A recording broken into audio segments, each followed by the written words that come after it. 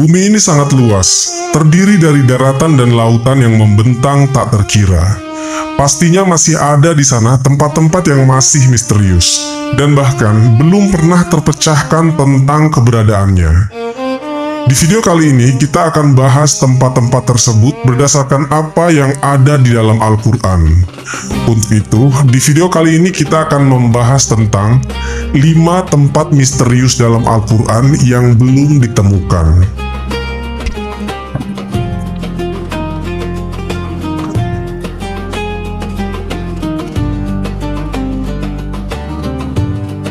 Assalamualaikum warahmatullahi wabarakatuh. Semoga kita selalu dalam keadaan sehat walafiat. Amin ya Rabbal Alamin. Bumi kita memiliki luas sekitar 500 juta kilometer persegi. 70%-nya adalah lautan. Luas daratannya hanya sekitar 149 juta kilometer persegi. Menurut para peneliti, manusia telah 90% menjelajahi daratan, sedangkan lautan hanya sekitar 57,8% saja. Itu berarti masih ada tempat-tempat yang masih belum terjamah oleh manusia. Ini yang menjadi menarik untuk dibahas. Apakah tempat-tempat yang belum terjamah tersebut merupakan salah satu dari tempat yang misterius yang ada di dalam Al-Quran dan hadis?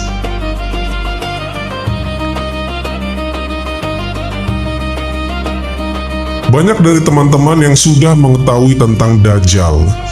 Di hadis dan Al-Quran disebutkan bahwasanya Dajjal merupakan salah satu dari 10 tanda datangnya kiamat kubro. Jika Dajjal telah muncul, maka dunia saat itu telah diambang kehancuran besar. Dia dipenjarakan Allah Subhanahu wa Ta'ala di suatu pulau misterius dan dijaga oleh seekor hewan yang bisa berbicara yang bernama Al-Jassasah. Ada hadis Nabi SAW yang mengungkapkan tentang pulau ini. Namun Nabi SAW tidak merincikan secara jelas lokasi persisnya berada di mana. Hanya saja Rasulullah menunjukkan arahnya. Dajjal akan keluar dari perkampungan Yahudi Asbahan. Bersamanya ada 70.000 orang Yahudi. Hadis yang diriwayatkan Anas radhiyallahu anhu. Dajjal akan keluar dari bumi di arah timur yang dinamakan dengan Khurasan. Hadis yang diriwayatkan Abu Bakar As-Siddiq radhiyallahu anhu. Artinya secara pasti bahwasanya tempat munculnya Dajjal adalah dari sebelah timur dan tak jauh dari daerah yang bernama Khurasan. Maka di manakah sekarang Khurasan itu berada? Kalau sekarang, Khurasan itu terletak di negara Iran sebelah timur. Sekarang nama Khurasan dijadikan sebuah nama provinsi di sana. Namun, jauh sebelum itu, sejak abad ketiga Masehi, Khurasan itu adalah suatu wilayah yang luas meliputi Iran, Afghanistan, Tajikistan, Turkmenistan, Kazakhstan, dan Uzbekistan. Sedangkan tentang pulau tempat Dajjal dikurung mungkin saja berada tak jauh dari wilayah itu. Dan banyak tersebar kabar bahwa Dajjal dikurung di salah satu pulau di Yaman yang bernama Socotra. Karena pulau ini benar-benar aneh dan punya hewan dan tumbuhan yang tidak ditemukan di tempat lain selain di pulau Socotra ini. Banyak orang yang mengaitkan tentang pulau Socotra ini sebagai pulau Dajjal. Namun ada pula yang mengatakan Dajjal di segitiga Bermuda. Dan ada beberapa pendapat lain yang menyebutkan tentang di mana pulau Dajjal ini sebenarnya.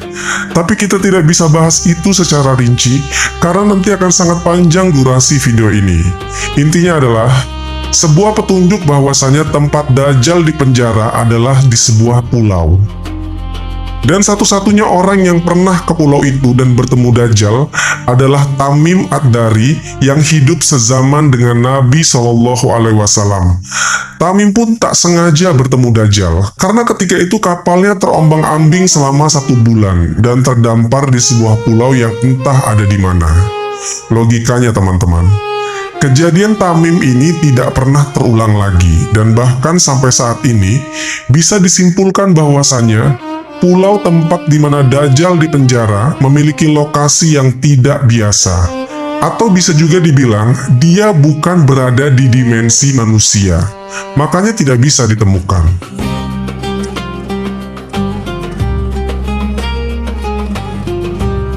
Teman-temanku seiman, Ainul Hayat merupakan sebuah telaga atau sebuah tempat yang memiliki mata air yang kalau airnya diminum, maka orang itu tidak akan mati sampai hari kiamat, kecuali dia memohon kepada Allah Subhanahu wa Ta'ala untuk dimatikan.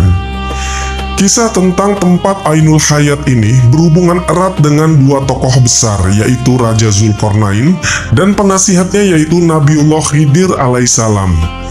Ada sebuah riwayat dari As-Salabi dari Imam Ali. Suatu hari, Raja Zulkarnain bertanya kepada malaikat tentang bagaimana ibadahnya malaikat kepada Allah Sang Pencipta. Kemudian malaikat pun memberitahu kepada Zulkarnain bahwasanya ada malaikat yang sejak dia diciptakan, dia selalu sujud dan tak pernah mengangkat kepalanya untuk selamanya. Karena dia tidak mau menyia-nyiakan waktu untuk selalu beribadah kepada Tuhannya. Maka Zulkarnain yang mendengar penuturan dari malaikat itu, dia menjadi tertarik. Sebab Zulkarnain ingin hidup abadi supaya dia bisa lebih lama beribadah kepada Allah Subhanahu wa Ta'ala. Lalu dicarilah telaga itu oleh Zulkarnain dan Khidir alaihissalam beserta dengan pasukan kerajaannya. Kemudian mereka menemukannya di tempat terbitnya matahari. Tempat itu digambarkan sebuah tempat yang gelap, namun bukan seperti gelap malam hari, tapi gelap karena ada semacam asap atau kabut tebal. Dan singkat cerita, yang meminum air dari telaga itu hanyalah Nabi Khidir alaihissalam. Zulkarnain tidak meminumnya. Makanya ada khilaf dari para ulama, ada yang mengatakan bahwasanya Nabi Khidir masih hidup sampai hari ini. Tapi ada juga yang mengatakan Nabi Khidir sudah wafat. Kemudian pada abad ke-14, ada seorang penjelajah yang bernama Juan Ponce de Leon, yang diutus oleh seorang raja yang bernama Raja Ferdinand. Ponce de Leon ditugaskan dalam memimpin ekspedisi pencarian mata air keabadian, atau dalam Islamnya disebut dengan Ainul Hayat.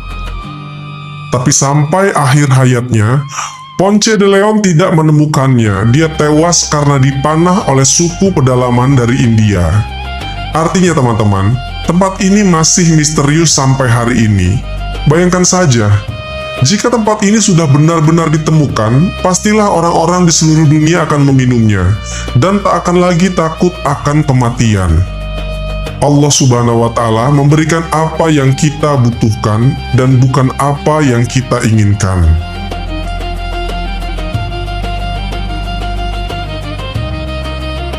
Sobat Jazirah Ilmu yang dimuliakan Allah, tembok ini ternukil di dalam Al-Quran surat Al-Kahfi dan beberapa hadis sahih. Singkatnya, tembok besi yang dibuat oleh Raja Zulkarnain ini berfungsi untuk mengurung dua kabilah perusak, yaitu Ya'juj dan Ma'juj. Tembok ini akan runtuh ketika dunia diambang kiamat, dan kaum yang di dalamnya akan melakukan pengerusakan di seluruh dunia. Jumlah kaum ini sangat banyak. Diriwayatkan kalau ada satu manusia, berarti jumlah Ya'juj dan Ma'jujnya ada 999. Menurut survei pada tahun 2021, penduduk bumi ada 7.888 miliar. Artinya, jumlah Ya'juj dan Ma'jujnya adalah 7.888 miliar dikali dengan 999. Pastinya itu jumlah yang luar biasa banyak. Bayangkan teman-teman, kalau mereka semua keluar, pasti bumi ini akan padat dan berdesak-desakan. Dan logikanya, di mana lokasi lubang mereka ini kalau jumlahnya saja begitu besar? Dan mustahil kalau itu hanya ada di sebuah pulau. Untuk jumlah sebanyak itu dibutuhkan minimal sebuah benua yang sangat luas. Dan jawaban yang paling masuk akal adalah tembok Zulkarnain bisa saja ada di dimensi lain, atau memang sengaja Allah Subhanahu wa Ta'ala tutupi atau dibedakan dengan dunia manusia.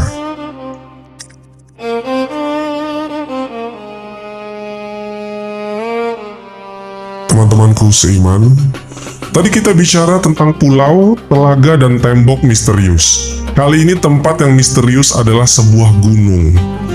Kisahnya pernah disabdakan Nabi SAW ketika sahabat beliau yang bernama Abdullah ibn Salam tengah bertanya kepada Nabi SAW, "Ya Rasulullah, dengan apa bumi ini bisa tenang?" Nabi SAW bersabda, "Dengan beberapa gunung." Kemudian Abdullah ibn Salam melanjutkan bertanya, "Lalu dengan apa gunung-gunung itu dikokohkan?" Nabi SAW bersabda, "Dengan gunung Qaf yang terbuat dari batu zamrud hijau dan birunya langit." Dan para ahli tafsir mengatakan bahwasanya gunung Qaf merupakan induk semua gunung yang ada di dunia ini. Ada beberapa pendapat mengenai keberadaan gunung Qaf ini. Raja Zulkarnain pernah naik ke gunung ini. Mengenai letaknya, ada di antara Yordania dan Arab Saudi. Namun ada juga berpendapat lain mengatakan letaknya ada di daerah Yaman. Selain itu, ada yang menyebut gunung Qaf berada di suatu daerah sebelum Persia, dekat tembok Ya'juj dan Ma'juj. Gunung Qaf dihuni oleh para rijolul goib dari wali Allah, yang berjumlah 70 orang karena menjauhkan diri dari duniawi. Di sisi lain, ada pula yang mengatakan bahwa di dekat gunung goib ini ada sebuah pulau yang bernama Al-Hadr, yaitu tempat bertemunya arus sungai dan laut. Pulau itu dihuni oleh sosok hamba Allah yang soleh yang dikenal sebagai Nabi Khidir alaihissalam. Mengenai lokasi persisnya ada di mana, sampai saat ini pun masih menjadi misteri yang belum terpecahkan atau tidak akan terpecahkan.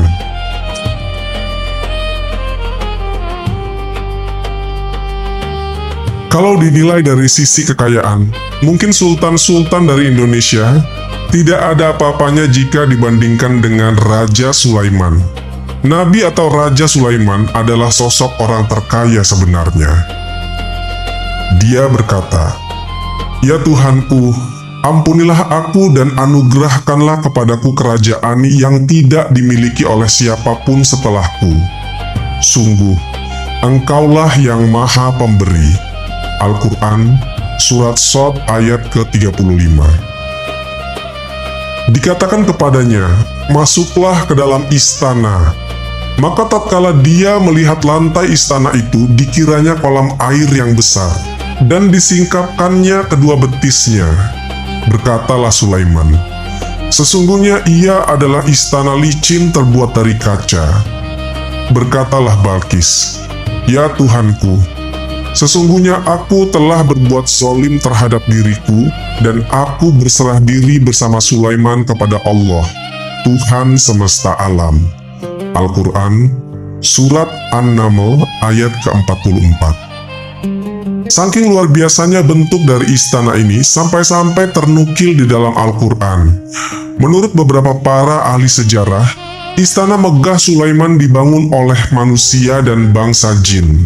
Makanya, istana dari Nabi Sulaiman ini istimewa. Tidak bisa jika dibandingkan dengan bangunan-bangunan modern seperti sekarang ini. Istana Nabi Sulaiman disebut dengan Solomon Temple atau Kuil Sulaiman. Hal ini sesuai dengan literatur bangsa Yahudi. Istana Nabi Sulaiman alaihissalam sekarang sudah tidak ada lagi alias sudah runtuh. Yang tersisa hanyalah tembok sebelah barat dari bagian kuil. Bagi orang Yahudi, bangunan ini dinamai Kuil Wailing Wall atau tembok ratapan. Nah, selama pemerintahan Hizkia, perluasan tembok ini dilakukan sampai ke arah barat, yang sekarang kita kenal dengan nama Kota Lama Yerusalem. Pada tahun 2005, seorang arkeolog bernama Eilat Mazar menemukan sisa-sisa peninggalan kerajaan Nabi Sulaiman. Dia menemukan situs pintu gerbang dengan lengkungan setinggi 18 meter yang dinamakan struktur batu melangkah. Maka karena ditemukan benda-benda itu, mereka melakukan penggalian besar-besaran sampai ke Masjidil Aqsa, yang akhirnya memicu kemarahan umat muslim di seluruh dunia karena ditakutkan sebab dari penggalian itu akan merubuhkan Masjidil Aqsa.